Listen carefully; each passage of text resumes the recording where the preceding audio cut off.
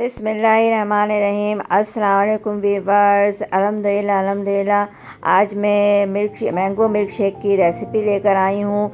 अक्सर ये होता है टेंशन कि बाहर वालों के मिल्क शेक बहुत ज़्यादा अच्छा और क्रीमी लगता है हमें पीने में, लेकिन क्या चीज़ डालते हैं, वो ऐसा क्या करते हैं कि उनके इतने ज़्यादा सॉफ्ट और इतना ज़्यादा पीने में क्रीमी लगता है, एक अलग से जायका लगता है।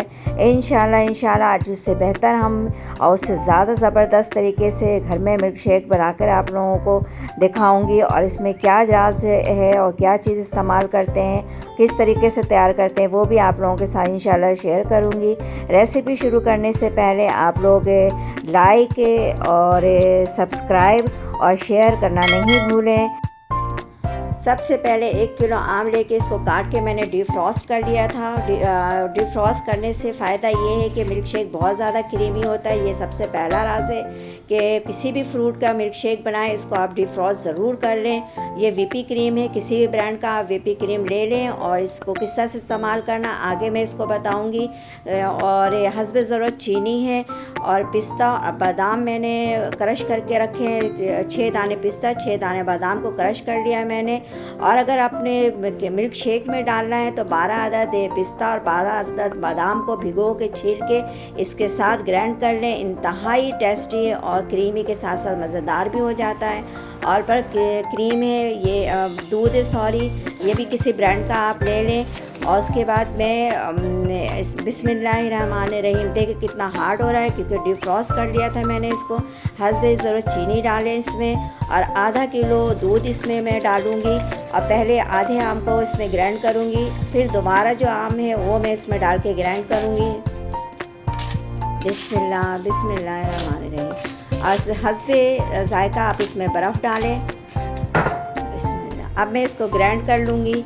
ग्राइंड करने के बाद जो बचा हुआ आम मैंने जो रखा है उसको भी दोबारा डाल के इसमें ग्राइंड करूँगी। यकीन माने डिफ्रॉस्ट किए हुए फ्रूट से क्रीम डाले ही नहीं डाले, लेकिन फिर भी मिल्क शेक क्रीमी हो जाता है। अगर क्रीम अगर ज़्यादा डालना आपको तो फिर आपके इसमें मर्ज़ी पर है, लेकिन बग़ैर क्रीम से ही डिफ्रॉस्ट करने के वजह से ये क्रीमी हो जाता है जूस।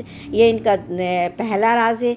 दूसरा राज ये कि क्रीम डालना ये भी आपकी मर्ज़ी पर है, लेकिन अगर मिल्क शेक में अगर क्रीम डालेंगे तो बहुत ज़्यादा क्रीमी हो जाता है ये, और अच्छा लगता है। ऐसा लगता है कि हमने एक वक्त में मिल्क शेक और आइसक्रीम का जायका हम ले रहे हैं। अल्हम्दुलिल्लाह मिल्क शेक बिल्कुल तैयार हो गया है। अब मैं इसको सर्व करने के लिए निकाल रही हूँ, और इसके अंदर अगर बादाम भी डालें तो इंतहाई डबल टेस्ट आ जाता है। अल्हम्दुलिल्लाह। अब जो क्रीम मैंने रखा तो वो इसके ऊपर से गार्निश करूँगी मैं, और उसको मिक्स करना चाहे तो मिक्स कर लें। आधा किलो दूध, 1 किलो आम और 2 टेबलस्पून व्हिप क्रीम, ये सब चीज़ आपको मिक्स करना है। लेकिन शर्त ये है कि आप क्रीम डालिए नहीं डालें आपकी मर्ज़ी है, लेकिन आप इसको डिफ्रॉस्ट करके फ्रूट को बनाएं तो ये ख़ुद ब खुद क्रीमी मिल्क शेक हो जाता है। ये 2-3 राज है जो ये मिल्क शेक वाले करते हैं। अल्हम्दुलिल्लाह देखिए बिल्कुल भी तैयार हो गया। मैं ऊपर से ये व्हिप क्रीम इसको इस तरह से मैंने मिक्स कर लिया है ताकि इसके पफ बन जाए। इसको मैंने इसके ऊपर से गार्निश के लिए मैं डाल रही हूँ। अब इसको मर्ज़ी है, आप इसको मिक्स कर लें या ऐसे ही साथ के साथ पी लें। अल्हम्दुलिल्लाह ये तैयार हो गया मिल्क शेक।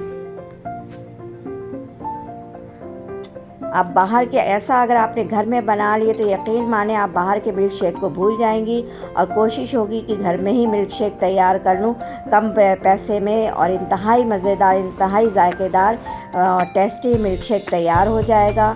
अल्हम्दुलिल्लाह।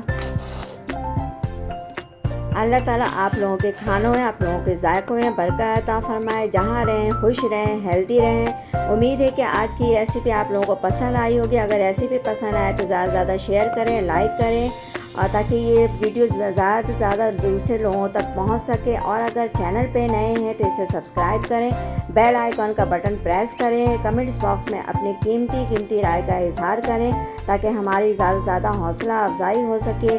और हमें दुआओं में याद रखें, अपना ख्याल रखें।